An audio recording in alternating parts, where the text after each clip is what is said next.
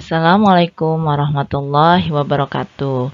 Bagaimana kabarnya hari ini? Semoga tetap sehat selalu dan tetap semangat dalam belajar ya. Dan jangan lupa tetap selalu jaga kesehatan.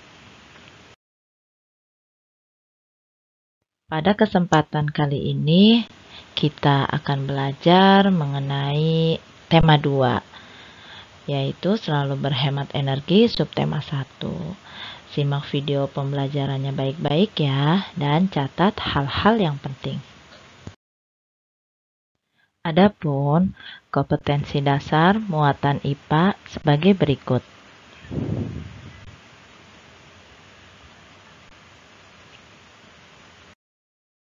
Dan tujuan pembelajarannya adalah siswa dapat mengidentifikasi berbagai sumber energi, perubahan bentuk energi, serta sumber energi alternatif dalam kehidupan sehari-hari. Belajar, kita berdoa terlebih dahulu ya. Berdoa sama-sama. Doaan A'udzu billahi minasyaitonir rajim. Bismillahirrahmanirrahim. Raditu billahi rabba wa bil islami dina wa bi Muhammadin nabiyya wa rasula. Rabbi jidni ilman warzuqni fahman. Amin ya rabbal alamin. Hari ini kita akan mulai belajar sumber energi dan macam-macam energi dalam kehidupan. Hal ini akan membuat kita lebih mengerti dan bijak dalam memakai sumber energi dalam kehidupan sehari-hari. Nah, apa sih energi itu? Ada yang tahu energi itu apa? Energi merupakan kemampuan untuk melakukan usaha atau kerja. Nah, energi ini biasa disebut juga dengan sumber kekuatan. Energi ini sangatlah penting bagi kehidupan kita. Semua makhluk hidup memerlukan energi. Nah, hampir semua kegiatan yang kita lakukan juga membutuhkan energi.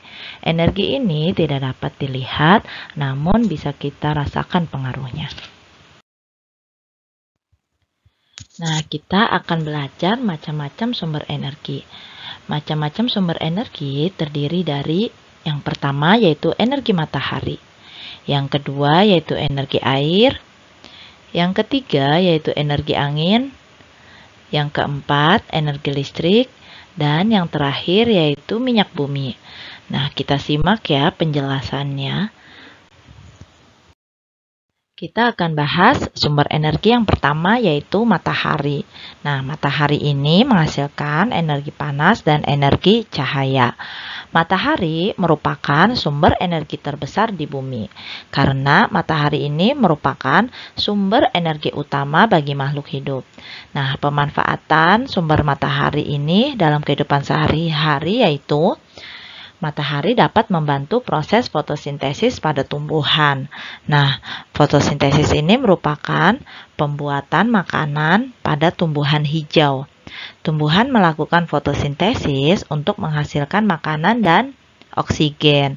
Dalam proses fotosintesis, daun akan menyerap karbon dioksida yang ada di udara. Kemudian akan diolah menjadi karbohidrat dan oksigen dengan bantuan sinar matahari.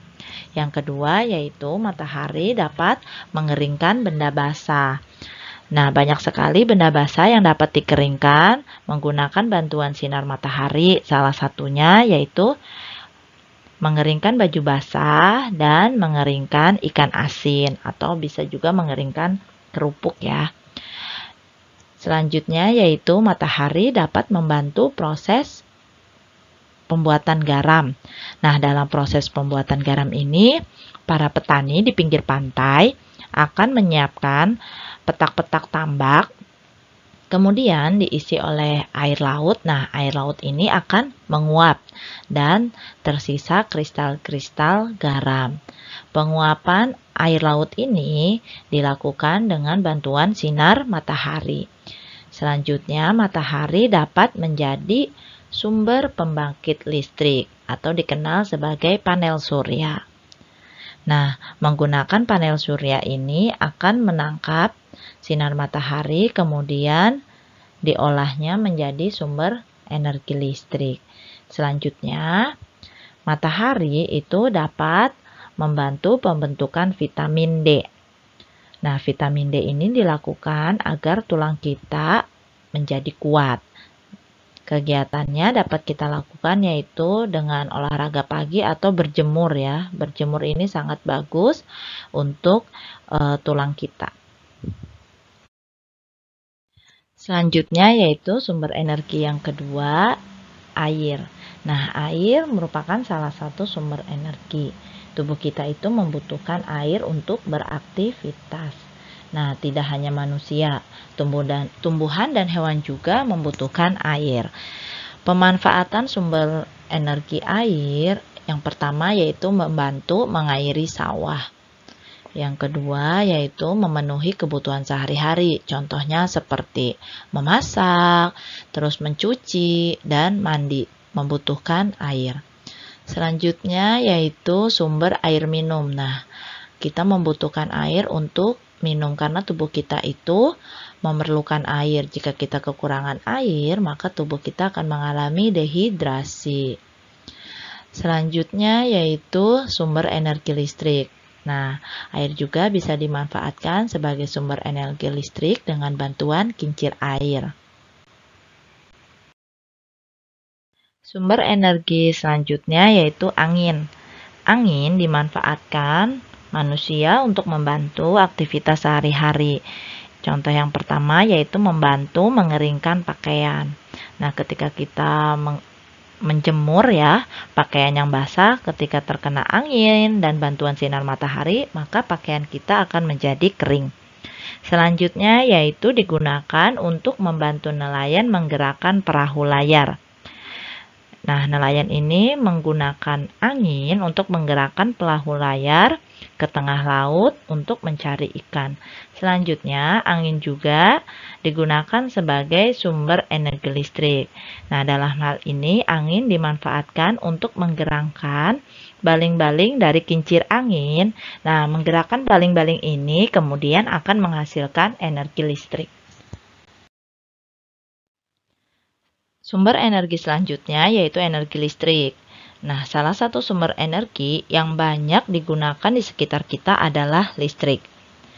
Listrik merupakan sumber energi yang dapat membantu aktivitas sehari-hari. Contohnya seperti kita menyalakan lampu, terus kita menyetrika, kita mencuci pakai mesin cuci, menyalakan AC, menonton TV, menyalakan kipas, dan masih banyak lagi.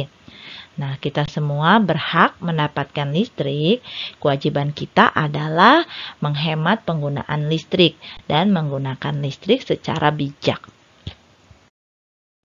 Sumber energi yang terakhir yaitu minyak bumi.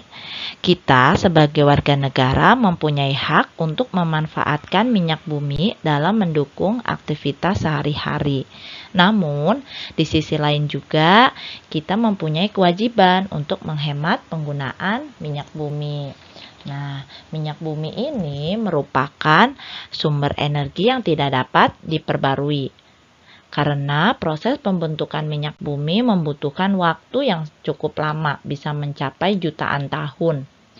Permintaan untuk minyak bumi dari tahun ke tahun itu terus bertambah. Sebaliknya, ketersediaan minyak bumi dari tahun ke tahun mengalami penurunan. Dengan semakin langkanya permintaan minyak bumi, pemerintah menghimbau setiap warga negara untuk menggunakan minyak bumi secara bijak. Adapun penggunaan minyak bumi dalam aktivitas sehari-hari yaitu sebagai salah satu bahan bakar kendaraan. Nah, contohnya itu bahan bakar kendaraan mobil, motor, pesawat, maupun kapal laut. Dalam pembelajaran hari ini kita telah belajar bagaimana macam-macam sumber energi dan pemanfaatannya. Nah, kewajiban kita yaitu menggunakan sumber energi secara bijak dan menghemat energi. Nah, di dalam Al-Quran surat Al-Maidah ayat 77 juga dijelaskan bahwa Katakanlah, hai ahli kitab, janganlah kamu berlebih-lebihan melampaui batas dengan cara tidak benar dalam agamamu. Dan janganlah kamu mengikuti hawa nafsu orang-orang yang telah sesat dahulunya sebelum kedatangan Nabi Muhammad SAW, dan mereka telah menyesatkan kebanyakan manusia, dan mereka tersesat di jalan yang lurus. Nah, dalam surat ini, kita sebagai umat Islam itu diajarkan untuk tidak melakukan hal-hal yang berlebihan. Dalam Al-Quran, umat Islam juga diajak untuk menjauhi sifat boros atau berlebih-lebihan, termasuk di dalamnya pelestarian lingkungan. Contohnya kayak menghemat listrik ya. Nah, listrik atau sumber energi yang lain kita gunakan dengan tepat dan tidak berlebih-lebihan. Oleh karena itu, marilah kita bersama-sama untuk menjaga kelestarian sumber energi, baik itu air maupun listrik atau sumber energi yang lainnya, tidak menggunakan secara berlebih-lebihan. Alhamdulillah, pembelajaran hari ini telah selesai. Jangan lupa tetap patuhi protokol kesehatan, yaitu memakai masker, mencuci tangan, menjaga jarak, serta kita jangan lupa selalu berdoa kepada Allah Subhanahu wa Ta'ala. Tetap semangat belajarnya. Terima kasih sudah menyaksikan pembelajaran hari ini. Kurang lebihnya mohon maaf. Wassalamualaikum warahmatullahi wabarakatuh.